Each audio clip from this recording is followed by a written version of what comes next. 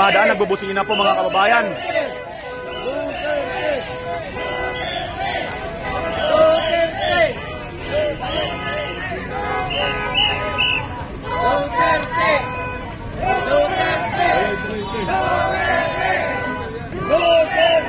Ayan po mga kababayan, ang ating behind the scene.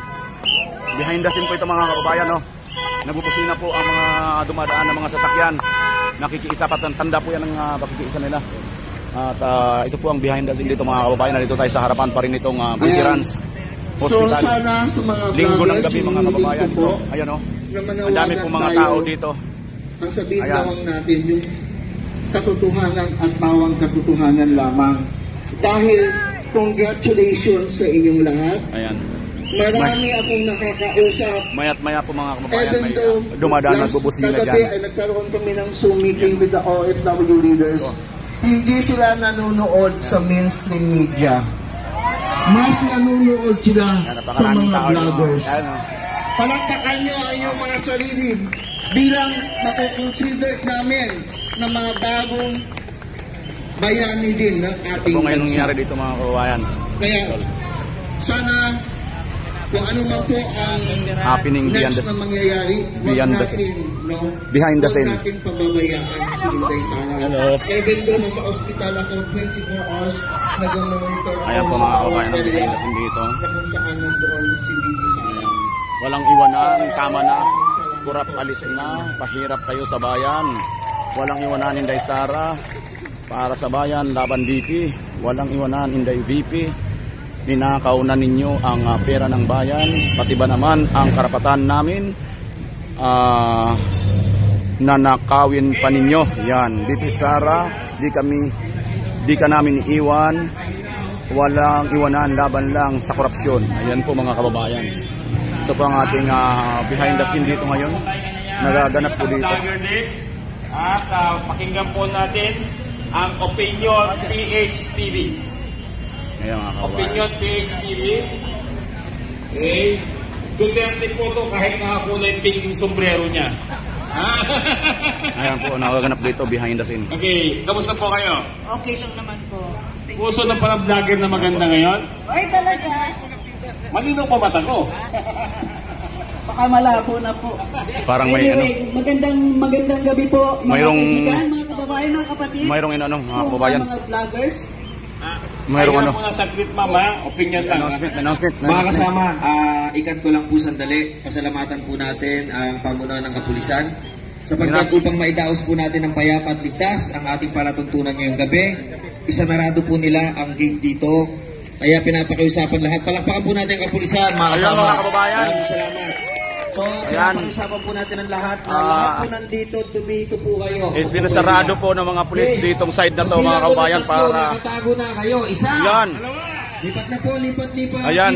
Lipat. Dito courtesy po ng ating mga kapulisan. Isinara po nila itong side ng gate na to ng veterans para po ang ating mga kababayan na nandun sa gilid ng kalsada ay makapunta po dito mga kababayan. So ito po ang behind the scene ninyo po nga nakikita ngayon. Pinapapunta po dito ng mga pulis ang ating mga kababayan. Huwag na po tayong gumit na sa kalsada. Ayan po sila, ayan o. So, yan, dito po, usap pa po kayo dito. Yan, pinapausod po yung nandito kasi po mga kababayan, kung hindi po matatanaw, no? Kalsada na po ito, ayan o.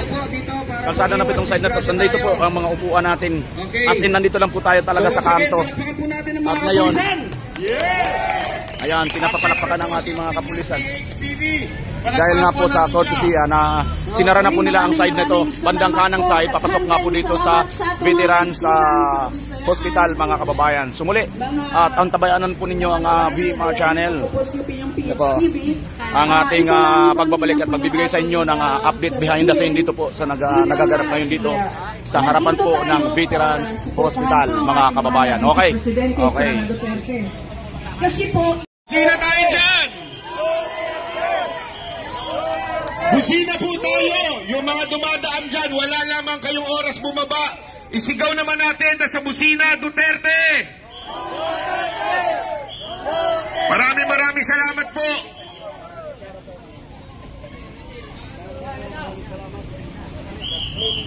thank you. Ay, thank you po, ma'am. Sige po, sino po ba susunod na? Ng buong Quezon City. Ayan. At kung medyo po napapansin niyo po, medyo may pagkakahawig daw po ako kay BP Sara. Di ba po? Totoo po ba?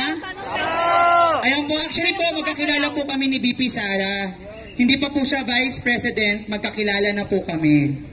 Ayan, tapos sabi niya po sa akin, nung nakita niya po ako nagsasalita sa isang kampanya ng Uniteam po, under ng Malayang Quezon City, sabi niya sa akin na may pagkakahawig tayo, may pagkakamukha tayo, sabi niya.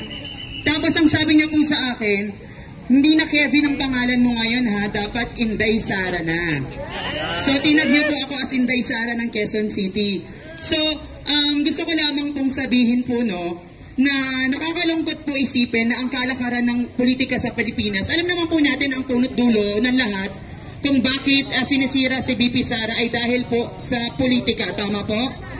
Ang kalakaran ng politika sa Pilipinas ay kada 3 taon lang o 6 na taon pagka presidential election, tama po ba? Kada 3 taon lang nila tayo bibigyan ng ayuda. Kada 3 taon lang nila tayo kakamayan. Kada 3 taon lang nila tayo ibebeso-beso o bibigyan ng AX at tungtupad. Pero pagkatapos ng 3 taon, kilala pa nila tayo? Wala na! Diba? Bibigyan pa ba nila tayo ng ayuda? Hindi na, kasi nakuha na nila yung boto natin. Tama po ba? Tama po, di ba?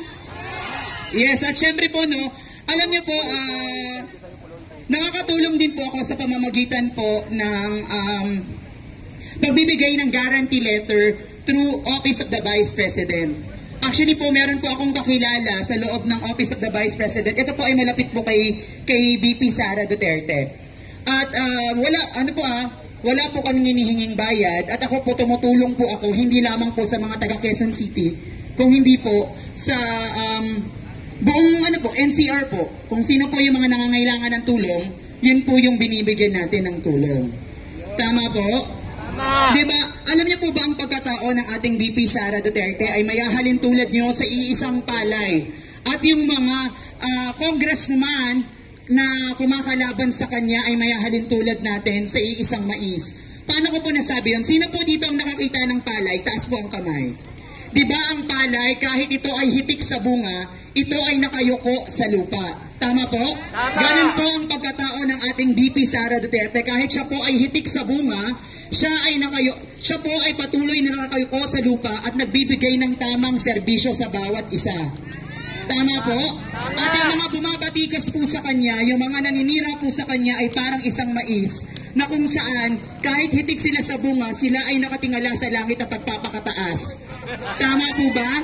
Kaya bilang isang matalinong botante ng bansang Pilipinas, wag po sana tayong maging kalabaw na may butas ang ilong at nakatali ang katawan at hihirain kung saan patungo. Tama po ba? Dapat sa susunod po, bumoto po tayo ng totoong presidente sa 2028, yung totoong makakatulong po sa atin.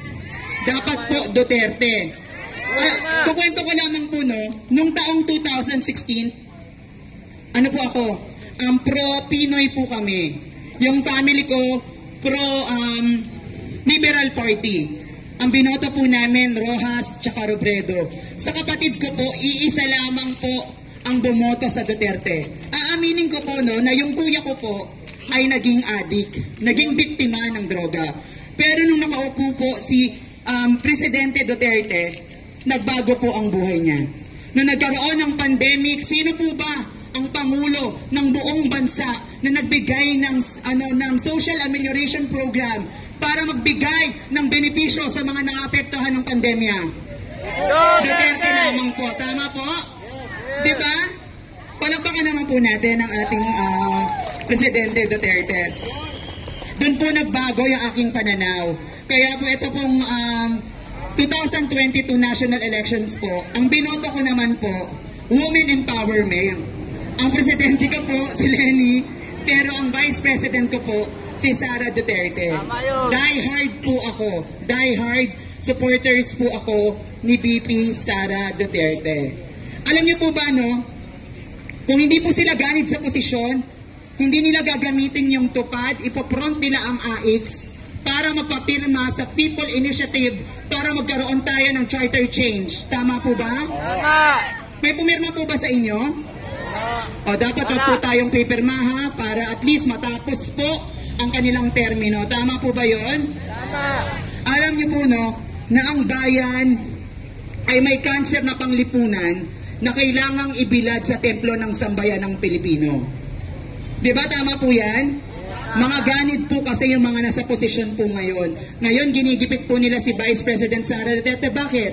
Kasi siya po yung matinding kalaban sa 2028. At naniniwala ako na siya ang susunod na presidente ng Republika ng Pilipinas. Naniniwala din po ba kayo doon? Di ba po? Si BP Sara ang susunod na presidente ng Republika ng Pilipinas. Sana po hindi lamang po tayo nag-iingay ngayon dito sa harap ng Veterans Memorial Medical Center po, no? Sana hanggang dulo, hanggang sa 2028, mag-iingay po tayo. Isisigaw po natin ang apelidong Duterte. Kailangan sabay-sabay po nating palayain at pahabain ang pakpak ng agila para makarating po sa bayan ng Pilipinas at maisalba po ang mga Pilipino. Tama po? Kaya po, di ba lagi ko pong sinasabi, no, na isang beses lamang kada 3 taon, nagkakaroon ng pantay na karapatan ng mayaman at ang mahirap.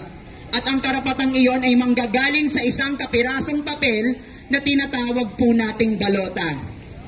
Tama po?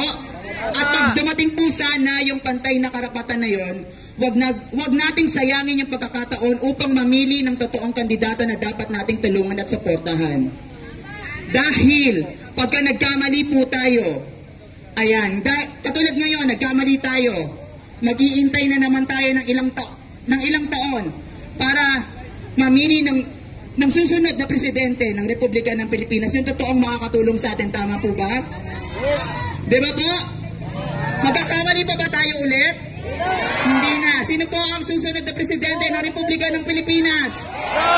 Ayan, maraming salamat po. Ayan, sa pagbibigay po ng oportunidad na makapagsalita po sa inyong lahat. Actually, kahapon po gusto ko pa pong pumunta dito kasi lang niligaw po ako nung nagtatanong ako sa live kung saan po yung venue. Ang sabi po sa akin sa Batasan daw po, kaya galing pa ako ng Batasan. Tapos nung nakita kong may live po ngayon, dali-dali po akong pumunta kahit may meeting pa po ako sa mga boss ko. Actually po, ang boss ko po si Congressman Bong Suntay. Kaibigan po ng mga Duterte. Kaya nandito po ako ngayon nakikiisa at sumisigaw din po. Diba? Na dapat po tulungan po natin ang susunod na presidente ng Republika ng Pilipinas. Huwag po natin pababayaan Vice President Inday Sara Duterte. Palakpakan po natin. Ayan, maraming salamat po. Ayan. Ayan, magkakabit po ba kami? Swak na swak! Ayan po, maraming salamat po, sir. Maraming salamat po. Ayan. Halika po. Ito, dito. Ha?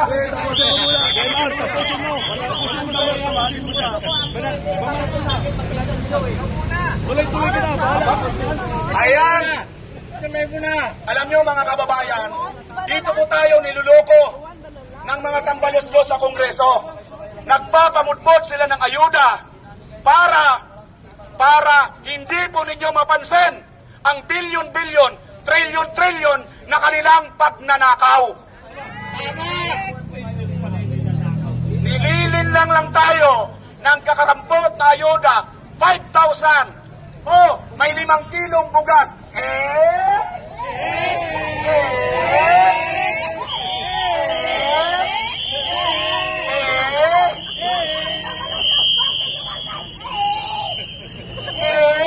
Matuluyan ka na sana kayo naman mga kababayan. Mukhang mauubos na yung magre-receive ba tayo dahil hanggat hindi po nila ibinibigay sa taong bayan ang tamang hustisya, mga kababayan, hindi po tayo dapat tumigil. Maraming salamat. Ay, ang susunod pala magsasalita ay si Parak. Ayan, Parak yan, pulis yan.